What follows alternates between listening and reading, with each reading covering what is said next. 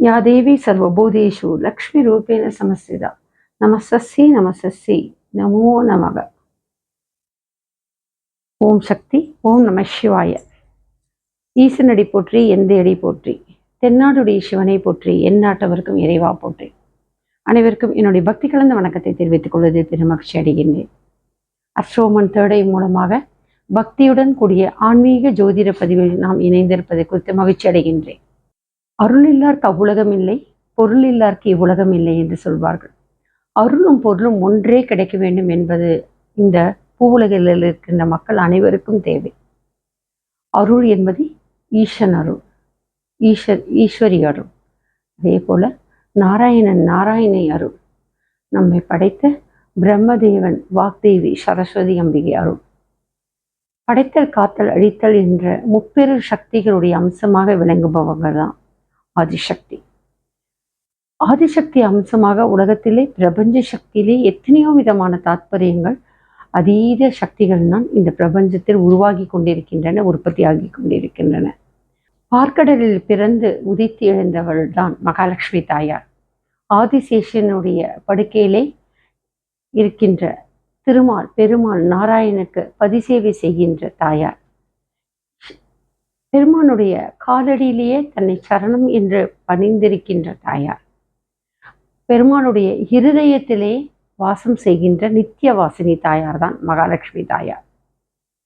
இந்த மகாலட்சுமி தாயார் நம்முடன் இருக்க வேண்டுமா? இந்த மகாலட்சுமி தாயார் நம்முடன் இருப்பதால் நமக்கு கிடைக்கின்ற கடாட்சம், இதை பற்றி தான் நம்ம பார்க்க போறோம். மகாலட்சுமி அம்சம் என்னும் பொழுதே அந்த அந்த அம்சத்துக்கு அதிபதி என்று சொல்லும் பொழுது கோள்களிலே புதனும் சுக்கிரனும் சொல்வார்கள். புதன், சுக்கிரன் இவ்விருவரும் பெருமாளுடைய தாயாருடைய அம்சமாக கருதப்படுவாங்க. யார் ஒருவருடைய ஜாதகத்திலே புதனுடைய தாத்பரியம், அவருடைய நிலைப்பாடு ரொம்ப உன்னதமாக இருக்கின்றது, அவர்கள் எல்லாருக்குமே வித்தையின் மூலமாக வருகின்ற லக்ஷ்மி கடாட்சம் இருக்கும். அதே போல எவர் ஒருவருடைய ஜாதகத்துல சுக்கிரனுடைய அம்சம் நிறைந்திருக்கின்றதோ அந்த இடத்திலே எல்லாவித சகல சௌபாகியங்கள், பாக்கியங்கள் நிறைகின்ற தன்மை இருக்கும். எதை தொட்டாலும் அவங்களுக்கு சுபிட்சம் கிடைக்கும். எந்த நேரத்திலும் ஏதோ ஒரு வகையில் அவங்க கையில பணத்தினுடைய லக்ஷ்மி கடாட்சத்தினுடைய தன்மை இருக்கும். புதன் பகவானும் சுக்கிர பகவானும் நல்ல நிலையில் இருந்தால் மட்டும்தான் மகாலட்சுமி கடாட்சம் கிடைக்குமா என்பதுதான் ஒரு கேள்வி. கர்மா என்று நினைக்கும் பொழுது, கர்மா என்று பேசும்போது திருமணங்கள் சொர்க்கத்தில் நிச்சயிக்கப்படுகின்றது என்று சொல்லுவாங்க. பூர்வ ஜென்மத்தினுடைய பயனாக அந்த கணவன் மனைவியுடைய பிராப்தம், அதே போது மாதிரி பிள்ளை பிராப்தம், இதெல்லாமே மாங்கல்ய பிராப்தம் எல்லாம். ஆனால் மகாலட்சுமி கடாட்சத்தை பொறுத்த வரைக்கும் அதுதான் ஒரு தனி சிறப்பு. கர்மாவின் படியாக, கர்மாவின் நிலைப்பாடுல நாம் வறுமையில பிறந்திருந்தாலும் மகாலட்சுமி தாயாரை மனம் உருகி நாம் வேண்டினோம் என்று சொன்னால் அந்த மகாலட்சுமி தாயார் நிறைந்த மனசுக்காரியாக இருந்து நமக்கு சகல போகங்களையும் கொடுப்பாங்க. அதுதான் பூவுலகிலே மகாலட்சுமி தாயாருடைய அம்சம். ஏன்னு சொன்னா பூமாதேவி தான் மகாலட்சுமி. ஒவ்வொரு அம்சத்துல எப்படி சதி என்பவங்க பார்வதியா பிறந்து தாக்ஷாயினியாகவும் பார்வதியாகவும் ஒவ்வொரு அவதாரம் எடுக்கின்றாங்களோ அதே போல மகாலட்சுமி தாயாரும் ஒவ்வொரு நிலையிலும் ஒரு அவதாரம். கடலரசனுக்கு மகளாக பிறந்திருக்காங்க, பார்கவ முனிவருக்கு மகளாக பிறந்திருக்காங்க, ஜனகருடைய மகளாக பிறந்திருக்கிறாங்க. அவங்களுடைய பிறப்புல பல வகையில பூமி தாய்க்கும் உண்டு. பூமி தாயார் என்ற மகாலட்சுமி தான் இந்த பிரபஞ்சத்தையே நம்மை வழிநடத்தி கொண்டிருப்பாங்க.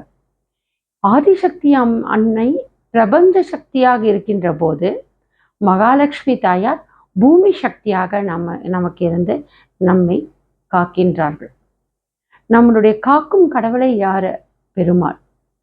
அவர்களுடைய இருதய வாசினி யாரு? மகாலட்சுமி. பூமி தாய் பூமி தாயுடைய பிள்ளைகள் தான் நம்ம.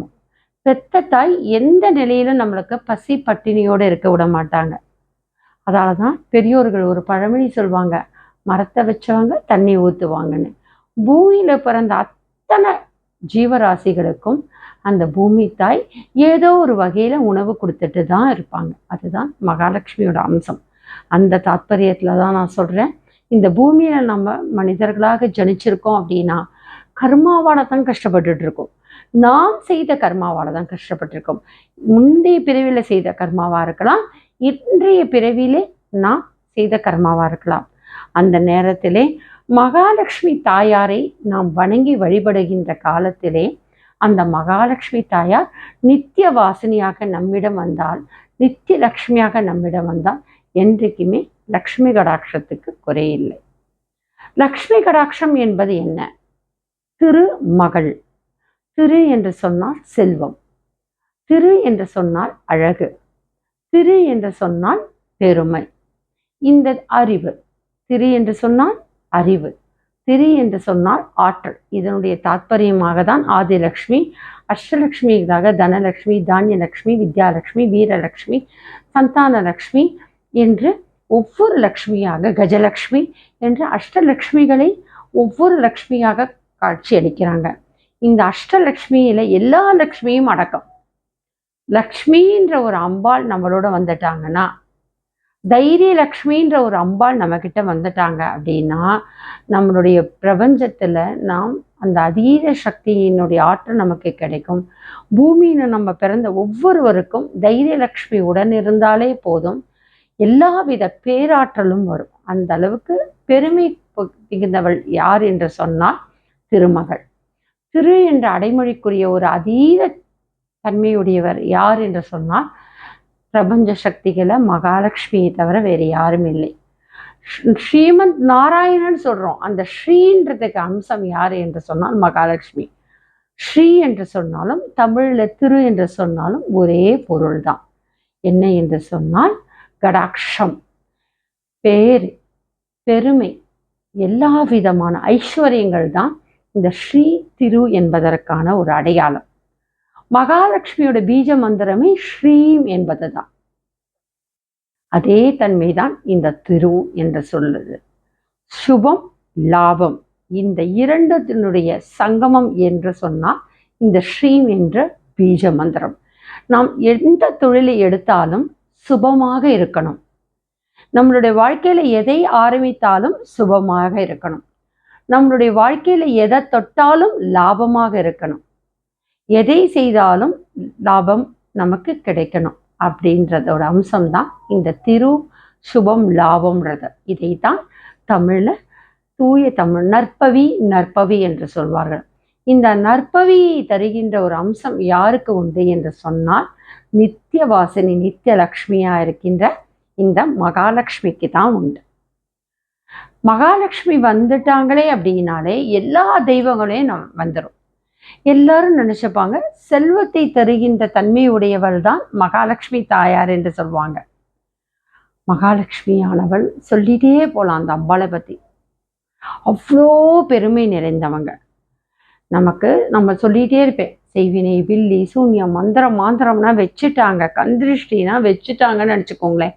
நமக்கு சுக்கரன் உச்சமாக இருந்த சுக்கரதசையாக இருந்தாலும் சரி, நம்ம தொழில்காரகன் உச்சத்துல இருந்து நல்ல குரு பார்வையோடு இருந்தாலும் சரி, லக்ஷ்மி கடாட்சம் 2ஆம் வீடு லக்ஷ்மி கடாட்சத்துக்கு உண்டான வீடு, தனம், தானியம், சௌபாகியம் எல்லாம். 4ஆம் வீடு தாய், மனை, வீடு, சுகம். 11ஆம் இடம் லாபஸ்தானம். இது அத்தனை தன்மையிலையும் குரு பார்க்க கோடி நன்மை. எல்லா விதத்திலையும் சுபமாக இருந்து உச்சமாக இருந்தாலும் கூட நாம் கண்திருஷ்டியோ செய்வினை, பில்லி, சூன்யம், மாந்திரிகத்தை கட்டுக்குள்ள சிக்கிட்டோன்னு சொன்னா எந்த கர்மாவும் நமக்கு எடுபடாது. நம்ம என்ன பூஜைகள் பண்ணாலும் அது தள்ளி தான் நிற்கும். நம்மளை சுற்றி இருக்கின்ற அந்த எதிர்மறையான அதிர்வலைகள் அந்த தீய சக்தியை உண்டாக்கியதன் மூலமாக நாம் என்ன பூஜை செய்தாலும் சரி அது நம்மிடம் வந்து சேராது. குலதெய்வம் கூட நம்ம அந்த சக்தி நம்ம கிட்ட வராது. இந்த எதிர்மறை ஆற்றல் இருந்தாலே நம்மால அதிகாலையில எழுந்து விடிகாலையில பூஜை பண்ண முடியாது, விடிகாலையில விளக்கேற்ற முடியாது, விடிகாலை நேரத்துல உறக்கம் கலைந்து எழுந்திருக்க முடியாது. எப்ப பாரு தூங்கும், அந்தி சாயிற நேரத்துல தூங்குவோம். 5:30 மணிக்கு மேல நம்மையே அறியாம கண் அசந்து 7 மணிக்கு தான் இரவு எழுந்துப்போம். எப்படிதான் கண்ணசரோன்னு தெரியாது. அதே மாதிரி காலை நேரத்தை அப்படிதான் இருக்கும். பூஜை பண்ற நேரத்துல ஒரே கொட்டாவி, ஒரே தூக்கமா வரும் நமக்கு. உடம்பெல்லாம் வலிக்க ஆரம்பிக்கும். இதெல்லாம் என்ன? தீய சக்தி, எதிர்மறை ஆற்றலுடைய அம்சம். பெரும்பாலும் ஏழநாட்டு சனீஸ்வர பகவான், அஷ்டம சனி, இது மாதிரி ஒரு அமைப்புல தான் பெரும்பாலும் இந்த தீய சக்தியை நம்மளுடைய ஜாதகத்தினுடைய தன்மையில் இருக்கின்ற அந்த சொல்வாங்களே வீக்கர் பாயிண்ட், அந்த நேரம் எந்த நேரத்துல அவங்களுடைய அந்த ஜாதக பலன், கிரக பலன்கள், நாள் நட்சத்திர பலன்கள் இருக்கோ அந்த நேரத்துல தான் அதை எடுபடி அந்த தீய சக்திக்கான அமைப்பை நமக்கு செஞ்சு கொடுத்துருவாங்க. அந்த மாதிரி நேரத்துல நம்ம எத்தனையோ கோயிலுக்கு போவோம். அங்காள பரமேஸ்வரி கும்பிடுவோம், முனீஸ்வரனை கும்பிடுவோம், பேச்சியம்மா கும்பிடுவோம், இசக்கியம்மாவை கும்பிடுவோம், கருப்பண்ண சாமியை கும்பிடுவோம், காவல் தெய்வங்களனா கும்பிடுவோம். எப்பேற்பட்ட சோட்டா நிக்கிற பகவதி அம்மன் எல்லாத்தையும் கும்பிடுவோம்.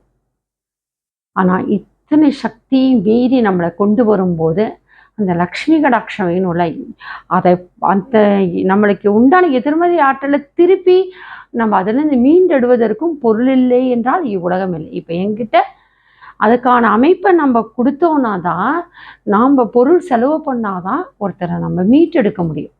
என்னதான் நான் தெய்வ சக்தியில, அதீத சக்தியில நான் அவங்களுக்கு கெடுதல் சக்தியிலேருந்து நான் மீட்டெடுத்தாலும் கூட, ஆனால் அதற்குன்ற ஒரு பிரைமரி லெவல் சொல்லுவாங்கள்ல, முதல் படிநிலை, அதற்கு நமக்கு அந்த பரிகார பூஜைக்கு பணம் இருந்தாதான் அந்த தீய சக்தியை வெளியில் எடுக்கிறதுக்கான முதல் கட்டத்துக்கே நம்ம செய்ய முடியும். அதுக்கப்புறம் தான் அடுத்தடுத்த கடநிலை, ஓமமாக இருந்தாலும் ஒவ்வொரு படிநிலை. ஒரு கோயிலுக்கு போய் சென்று பூஜை செய்தாலும் நமக்கு என்ன வேணும்? பொருள் வேண்டும். அப்போ அதற்கான ஒரு அதீத சக்தியை தருவது யார் என்றால் தாயார். நான் இதெல்லாம் ரொம்ப பாக்கியமாக என்னுடைய பலனடைஞ்சு நான் உங்ககிட்ட சொல்கிறேன். அப்படி பின்னி பின்னி சுற்றி சுற்றி சுற்றி அடித்தாங்க என்ன. எதிர்மறை ஆற்றலை எழுந்துக்க விடவே செய்யாமல் பண்ணாங்க. எந்த பக்கமும் தொழில் பேராசிரியர் நிலையை போனால் அங்கேருந்து வெளியில் வரக்கூடிய நிலைமை. எந்த பக்கம் பண்ணாலும் அதீத சக்தி இருக்குது, என்னோட அதீத ஆற்றல் இருக்குது, என் வாய்மையில நம்பிக்கை இருக்குது, என் உண்மையில நம்பிக்கை இருக்குது, என் நேர்மையில் இருக்குது. இன்றைக்கும் அதே கௌரவமாக, ஆற்றல், மரியாதை, கல்வியாளராகவும் எனக்கு கடவுள் புண்ணியத்தில் நான் வேலை செய்த பணியிடங்களில் எல்லாம் அந்த பேராசிரியர் நடுவில் இல்லை, அந்த கல்லூரி நிர்வாகத்துக்கிட்ட அந்த மாணவிகள் இன்னும் அம்பாசடரானா இருக்காங்க. என்னோடய ஸ்டூடெண்ட்ஸ் இன்றைக்கி திரைத்துறையிலும் பெரிய நிலையில் எல்லாம் இருக்காங்க. எல்லாருக்கும் என் மேலே அந்த மதிப்பு மரியாதை குறைவே இருந்தாலும் அந்த இடத்திற்கு சென்று என்னால் பணி அமைய முடியவில்லை. இன்றைக்கும் 4 கோட்டை தாண்டி என்னால் மிகப்பெரிய பதவியில் வகிக்க முடியணும்னா அந்த அளவுக்கு என்ன துரத்தி துரத்தி அடிச்சிட்ருக்க காலகட்டத்தில் என்னை மீட்டெடுத்தது யார் என்று சொன்னால் இந்த மகாலட்சுமி தாயார், இந்த வரலட்சுமி தாயார்.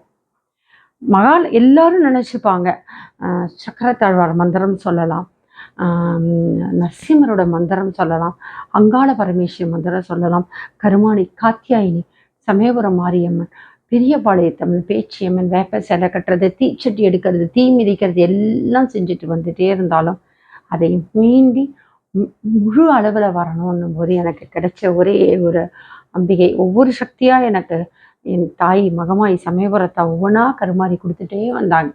அதில் ஒரு அதீத சக்தி அவங்க கொடுத்தது தான் இந்த வராகி அம்மாவும். அந்த வராகியோட அம்சம்தான், அந்த அடிப்படையில் தான் எனக்கு மகாலட்சுமி தாயாரும் கிடைச்சாங்க. அந்த மகாலட்சுமி தாயார் என்றைக்கும் நித்திய வாசினி. என்றைக்குமே நம்ம கிட்ட தெய்வம் வந்துட்டாங்க அப்படின்னா அதை தங்க வச்சுக்கணும், போஷிக்கணும். எப்படி? வெறும் அர்ச்சனையும், குங்கும அர்ச்சனை, பூக்களால் அர்ச்சனை, தங்க காசுகளாக அர்ச்சனை, வெள்ளி காசுகளாக அர்ச்சனை, நாணயங்களால் அர்ச்சனை, ஹோமங்கள், யாகங்கள், இது எல்லாத்துக்கும் மீறி தூய அன்பு, உண்மை, நேர்மை, நாம் சொல்லும் வாக்குல எங்கெல்லாம் நம்மளுடைய வார்த்தையில் உண்மை இருக்கின்றதோ அங்கெல்லாம் இந்த முப்பெரு சக்திகள் இருப்பாங்க. யாரு? ஆதிசக்தி இருப்பாங்க, வாக்தேவி சரஸ்வதி இருப்பாங்க, வாய்மைக்குரிய வளமையை தருகின்ற மகாலட்சுமி தாயார். 3 பேரும் நம்ம கிட்ட என்னைக்கு நிற்கணும் அப்படின்னா நம்ம இடத்துல உடலிலும் சரி உள்ளத்திலும் தூய்மை இருக்கிறோம். அப்போ இந்த 3 சக்திகளும் நம்ம கிட்ட இருப்பாங்க. அதனால்தான் நவராத்திரி நேரத்தில் முப்பெரு சக்திகள் வழிபாடு இருக்கு. நம்ம உடலுக்குள்ளே வரணும்.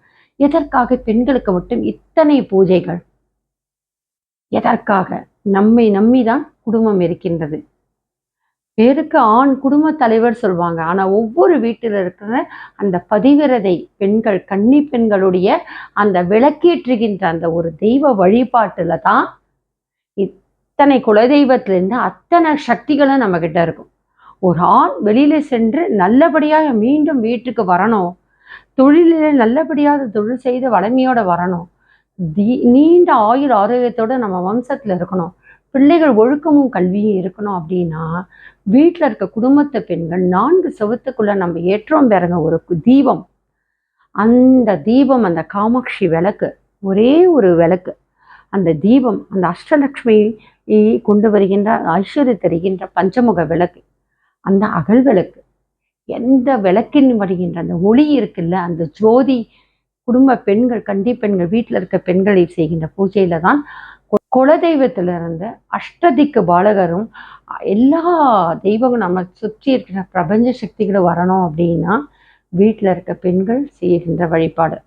அந்த வகையில தான் எனக்கு மகாலட்சுமி தாயார், வரலட்சுமி தாயார் வரப்பிரசாதம். நமக்கு வரலட்சுமி தாயாரை நம்ம யார் வேணா பூஜை பண்ணலாம். நோன்பு கயிறு கட்டிக்கணுன்ற பழக்கம் இல்லைன்னா கூட தவறே கிடையாது. நல்லது செய்யறதுக்கு யாருமே பயப்பட வேண்டாம். அல்லது செய்தல் தீமை செய்யறதுக்கு தான் யோசிக்கணும். நம்ம இந்த பூமியில இந்திய மண்ணில் இங்கே நம்ம தெய்வத்தை சார்ந்த ஒரு குடும்பத்துல யார் யாருன்னா பிறந்துட்டோமோ, நமக்கு இறைசக்தியுடைய ஆற்றல் சொல்றாங்க யாரோ, அவங்க எல்லாருமே எல்லா வித பூஜைகள் புனஸ்காரங்களை நம்ம செய்யலாம். அது தவறே கிடையாது.